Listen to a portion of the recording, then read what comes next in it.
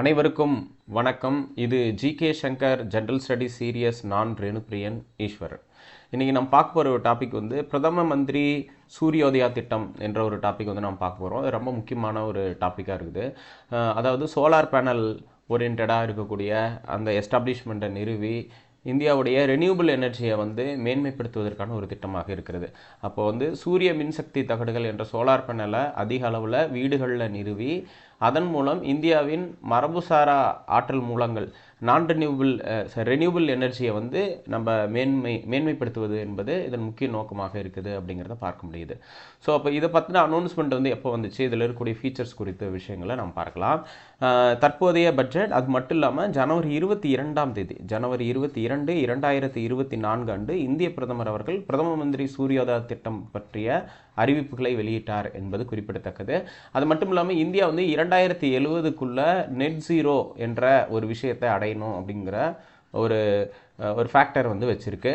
அதாவது கார்பன் உமிழ்வு இல்லாத அந்த காற்று மாசு இல்லாத கார்பன் உமிழ்வு இல்லாத சுற்றுச்சூழல் பாதுகாப்பை ஏற்படுத்தணும் அப்படிங்கிறதுக்காக தான் இந்த இலக்கை வந்து சொல்லியிருக்காங்க. 2070 இது வந்து கொண்டு வர 2070ஆம் ஆண்டுக்குள்ளே நெட் ஜீரோவை நம்ம அடையணும் அப்படிங்கிறது தான் இதோடைய நோக்கமாக இருக்கிறது.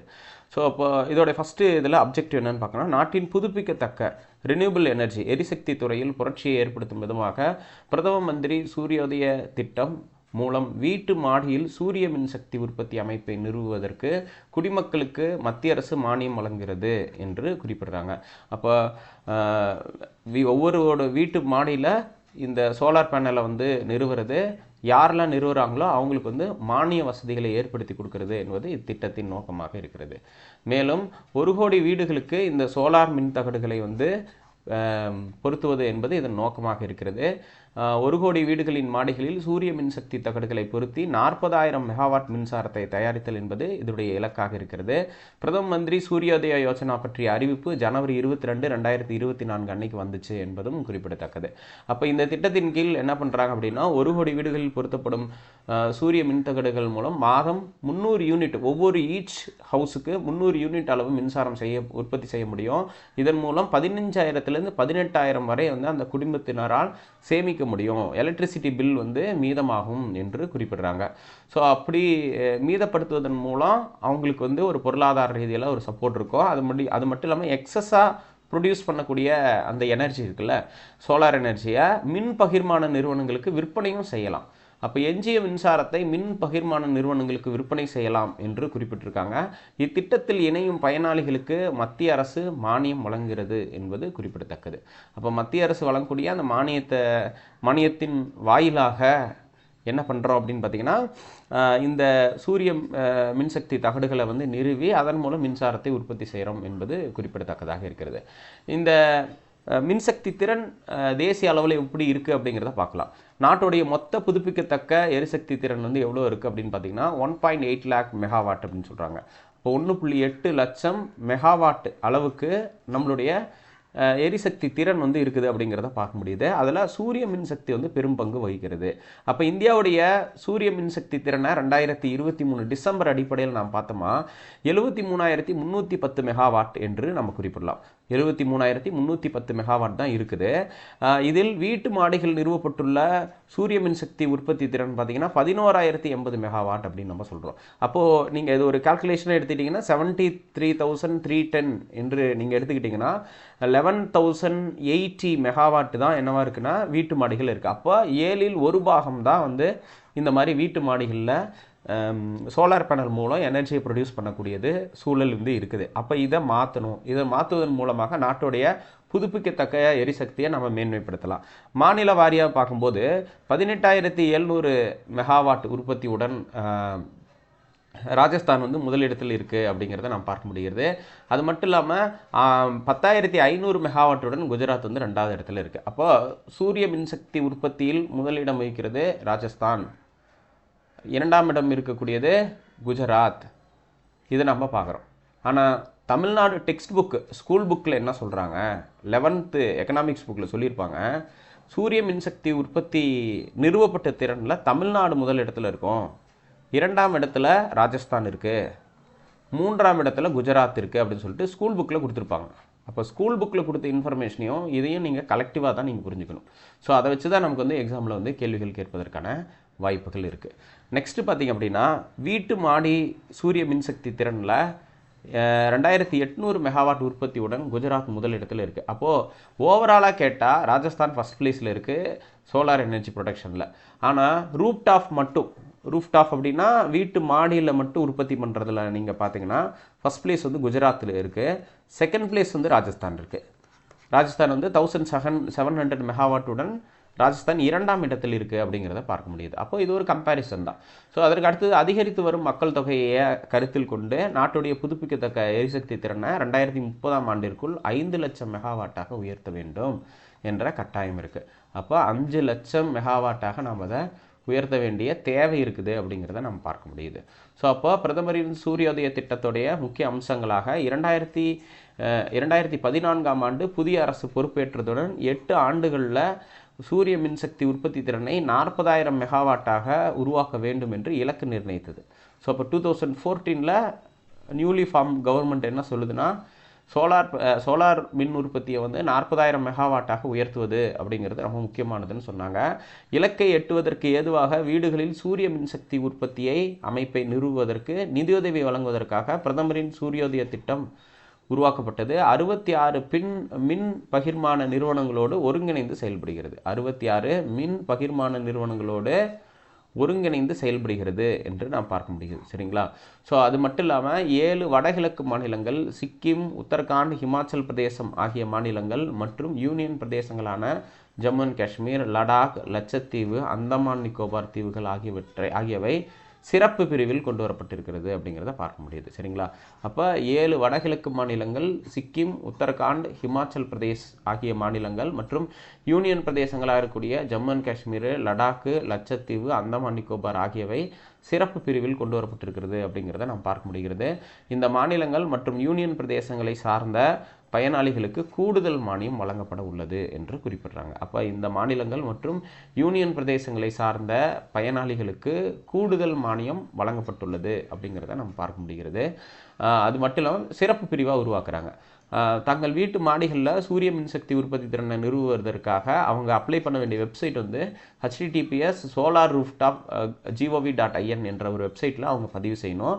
பதிவு செய்தாங்கன்னா அந்த புதிய மற்றும் புதுப்பிக்கத்தக்க எரிசக்தி துறை அமைச்சகம் வந்து என்ன பண்ணுன்னா அதோடைய டீட்டெயில்ஸ் எல்லாத்தையும் ரிசீவ் பண்ணிவிட்டு அவங்களுக்கு வந்து தேவையான மானியத்தை ப்ரொவைட் பண்ணணும் அப்படிங்கிறத நம்ம பார்க்க முடிகிறது. அது மட்டும் இல்லாமல் சோலார் பேனல்ஸை சேல்ஸ் பண்ணக்கூடிய 4157 விற்பனையாளர்களுடைய கான்டாக்ட்ஸ் அங்கே கிடைக்கும். அவங்ககிட்ட இருந்து நம்ம தகவல்களை பெற்றுக்கொள்ள முடியும். மின் பகிர்மான நிறுவனத்தின் ஆய்வை தொடர்ந்து நுகர்வோர் வங்கி கணக்குகளில் மானியம் நேரடியாக செலுத்தப்படும். அந்த யார் வந்து மின் பகிர்மானம் எடுத்துக்கிறாங்களோ அவங்க வந்து நேரடியாக அந்த ப்ராசஸ் கம்ப்ளீட்டட்னு ஒரு ரிப்போர்ட் கொடுத்துருவாங்க. அதன் மூலம் என்ன பண்ணுவாங்க அப்படின்னு பார்த்தீங்கன்னா வங்கி கணக்கில் நேரடியாக மானியம் வந்து வர வைக்கப்படும் அப்படின்னு வந்து சொல்லுவாங்க. இந்த திட்டத்தோட செயல்முறையில் பார்த்தீங்கன்னா இந்த வலைதளத்தில் இந்த வெப்சைட்டில் குறிப்பிட்டுள்ள வழிமுறைகளை பின்பற்றி பதிவு செய்யணும். பதிவு செய்து தொடர்ந்து வீட்டு மாடியில் இந்த சோலார் பேனலை வந்து எஸ்டாப்ளிஷ் பண்ணுறதுக்கு விண்ணப்பிக்கணும். அதுக்கப்புறம் தொழில்நுட்ப சாத்தியக்கூறுகள் ஒப்புதலுக்காக அந்த சம்பந்தப்பட்ட மின் பகிர்மான கழகம், அந்த டிஸ்ட்ரிபியூஷன் கம்பெனி வந்து அது இந்த ப்ராசஸை எடுக்கும். அதுக்கப்புறம் டிஎஃப்ஆரோடைய ஒப்புதலை தொடர்ந்து வலைதளத்தில் பட்டியலிடப்பட்டுள்ள பகுதியை சார்ந்த சூரிய மின்தகடு விற்பனையாளரை தேர்ந்தெடுக்கணும். நீங்கள் யாரை தேர்ந்தெடுக்கிறீங்களோ அவங்க செலக்ட் பண்ணுவாங்க. விற்பனையாளர்களை கொண்டு வீட்டு மாடியில் சூரிய மின்சக்தி உற்பத்தி அமைப்பு நிறுவப்பட்ட அந்த விவரங்கள் பார்த்திங்கன்னா ப்ரொஃபைல் பார்த்திங்கன்னா பதிவேற்றம் செய்யணும். அதற்கப்புறம் மத்திய அரசு பரிந்துரைத்த தொழில்நுட்ப அளவுகோலுக்கு ஏற்ப இந்த மின் பகிர்மான நிறுவனத்தின் ஆய்வு நடைபெற்று அதுக்குன்னு ஒரு மீட்டர் வந்து பொருத்தப்படும். அந்த மீட்டர் செயல்பட தொடங்கியதன் விண்ணப்பதாரர்களுக்கு திட்ட ஆணை சான்றிதழ் வழங்கப்படும். அந்த திட்ட ஆணை சான்றிதழை வச்சு சூரிய மின்சக்தி அமைப்பின் கிலோவாட் திறன் அடிப்படையில் வங்கிகளில் இவங்களுடைய மானியம் வந்து செலுத்தப்படும் அப்படின்னு வந்து சொல்லுவாங்க. ஸோ இப்படி தான் வந்து அரசு மானியம் வந்து கிடைக்கும்னு சொல்கிறாங்க. அனைத்து தகவல்களும் சரிபார்க்கப்பட்டு விண்ணப்பதாரர்களின் வங்கி கணக்கில் 30 நாட்களுக்குள் மானியம் வரவு வைக்கப்படும் என்று குறிப்பிட்றாங்க. அப்போ அந்த மானியம் எவ்வளோ கொடுப்பாங்கன்னு ஒரு விவரம் சொல்லியிருக்காங்க. சரிங்களா? இந்த மானியத்தில் பாருங்கள், ஜென்ரலாக இருக்கக்கூடிய ஸ்டேட்ஸு சிறப்பு பிரிவு மாநிலங்கள் 2ஆக பிரிச்சுட்டாங்க. அப்போ யூனியன் பிரதேசங்கள் ஜென்ரல் அண்டு சிறப்பு பிரிவு யூனியன் பிரதேசங்கள். அப்போ இந்த சிறப்பு பிரிவு யூனியன் பிரதேசங்களுக்கான லிஸ்ட்டை மேலே நம்ம சொல்லியிருந்தோம். 7 சகோதரி மாநிலங்கள் என்று அழைக்கப்படக்கூடிய வடகிழக்கு இந்திய மாநிலங்கள், அங்கே இருக்கக்கூடிய ஒரு சில மாநிலங்களும், அதுக்கப்புறம் வடக்கு பகுதியில் இருக்கக்கூடிய சிறப்பு மாநிலங்களும் பட்டியலிடப்பட்டிருந்தாங்க. ஸோ அவங்களுக்கான மானியங்கள் பார்க்குறோம். அப்போது ஒரு கிலோவாட் திறனுக்கு 18,000 என்ற அளவுக்கு வந்து லோன் வந்து வழங்கப்படும், அந்த மானியம் வழங்கப்படும். அப்போ முதல் 3 கிலோவாட்டுக்கு பார்த்திங்கன்னா 18,000 கொடுக்குறாங்க. அப்போ 4லேருந்து 10 வரைக்கும் பார்த்திங்கன்னா 9,000 என்ற ஒரு மானியத் தொகை வழங்கப்படுகிறது. ஸோ அதே மாதிரி இங்கே சிறப்பு பிரிவில் பார்த்திங்க அப்படின்னா ஃபஸ்ட்டு 3 கிலோவாட்டுக்கு 20,000 கொடுக்குறாங்க. அதுக்கப்புறம் போக போக 10,000 per கிலோவாட் என்ற அளவுக்கு மானியம் வந்து வழங்கப்படுகிறது. அப்போது பொது குடியிருப்பு வளாகங்களில், அதாவது கரெக்டாக சொல்லணும் அப்படின்னு பார்த்திங்கன்னா அப்பார்ட்மெண்ட் மாதிரியான அமைப்பு இருக்குது, குடியிருப்பு வளாகங்களில் நிறுவப்படும் பொது அமைப்பு இருக்குது. ஒரு வீட்டுக்கு 10 கிலோவாட் என்ற அடிப்படையில் ஒரு கால்குலேஷன் கொடுப்பாங்க. அதிகபட்சம் 500 கிலோவாட் வரை மானியம் வழங்கப்படும். அவங்களுக்கு வந்து ஒவ்வொரு கிலோவாட்டுக்கும் 9,000 வழங்கப்படும். சிறப்பிரிவு அந்த பகுதிகளுக்கு 10,000 வழங்கப்படும் அப்படின்னு இந்த மானிய விவரங்கள் வந்து தெரிவிக்குது. நீங்கள் சிம்பிளிஃபைடாக நீங்கள் 18,000 20,000 ஞாபகம் வச்சுக்கோங்க. அதை வச்சு நமக்கு பெரிய அளவில் கேள்விகள் கேட்பாங்க. 18,000ங்கிறது 3 கிலோவாட்டுகளுக்கு, அதுக்கு மேலே போகும்போது 9,000 கொடுப்பாங்க அப்படிங்கிறத சொல்கிறாங்க. இதில் அதிகபட்சமாக 10 கிலோவாட் தான் வந்து இவங்க வந்து ஒரு கண்டிஷனாக வச்சுருக்காங்க அப்படிங்கிறத பார்க்க முடியுது. இதுதான் மானியத்தோட விவரம். மானியங்களுக்கான விதிகள் அப்படின்னு நம்ம சொல்லும்போது, இந்த மானியங்களை பெறுவதற்கான அந்த விதிமுறைகள் வந்து ஃபஸ்ட்டு வந்து ரிஜிஸ்டர் பண்ணணும், வெப்சைட்டில் ரிஜிஸ்டர் பண்ணணும். அப்படி ரிஜிஸ்டர் பண்ணும்போது பார்த்திங்கன்னா ஜனவரி 5, 2024 என்று சொல்லியிருப்பாங்க. இந்த இடத்துல கடந்த மாதம் இருக்குது, அது வந்து ஜனவரி மாதம் 5ஆம் தேதி முதல் விண்ணப்பித்த விண்ணப்பதாரர்கள் மட்டுமே இந்த மானியத்தை பெற தகுதியானவர்கள்.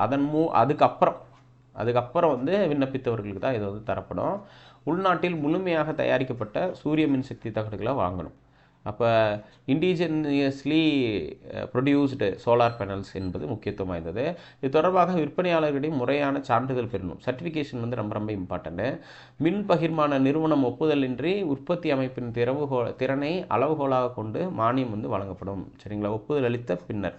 அப்போது மின் பகிர்மா அந்த டிஸ்ட்ரிபியூஷன் கம்பெனி வந்து ஒப்புதல் அளித்த பின்னாடி தான் மானியம் வந்து வழங்கப்படும் அப்படிங்கிற ஒரு ஸ்டேட்டஸ் வந்து சொல்லியிருக்காங்க. சரிங்களா? ஸோ இதுதான் வந்து இங்கிலீஷில் நம்ம மென்ஷன் பண்ணியிருக்கோம். அப் டு 3 கிலோவாட்டு அப்படின்னா 18,000 per கிலோவாட் வந்து கொடுப்பாங்க. அது வந்து இன்னொரு ஸ்பெஷல் கேட்டகரிக்கு வந்து 20,000 கொடுக்குறாங்க. அப்போது ஃபஸ்ட்டு 3 கிலோவாட்டை தாண்டிட்டா 9,000 கொடுப்பாங்க. இங்கே ஃபஸ்ட்டு 3 கிலோவாட்டை தாண்டிட்டா வந்து 10,000 கொடுக்குறாங்கன்னு சொல்லியிருப்பாங்க. ஸோ அந்த மாதிரி for resident welfare associations, group housing societies, இங்கெல்லாம் பார்த்திங்க அப்படின்னா 9,000 per கிலோவாட்டு. இது பார்த்திங்கன்னா சிறப்புரிமையானவங்களுக்கு 10,000 per கிலோவாட் அப்படின்னு சொல்லியிருப்பாங்க.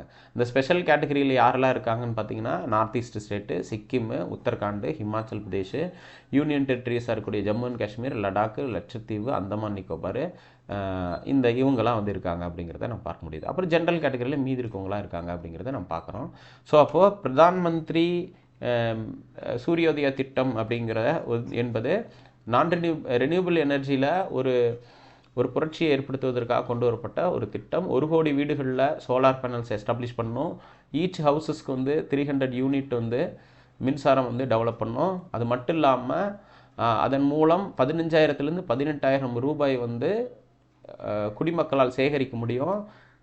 எக்ஸஸாக உற்பத்தி பண்ண மின்சாரத்தை வந்து டிஸ்ட்ரிபியூஷன் கம்பெனிஸ் கிட்ட விற்பனை செய்ய முடியும் என்பது குறிப்பிடத்தக்கது. ஸோ இந்த டாபிக் இதுதான். மற்றும் ஒரு முக்கியமான டாப்பிக்கில் சந்திக்கலாம். நன்றி, வணக்கம்.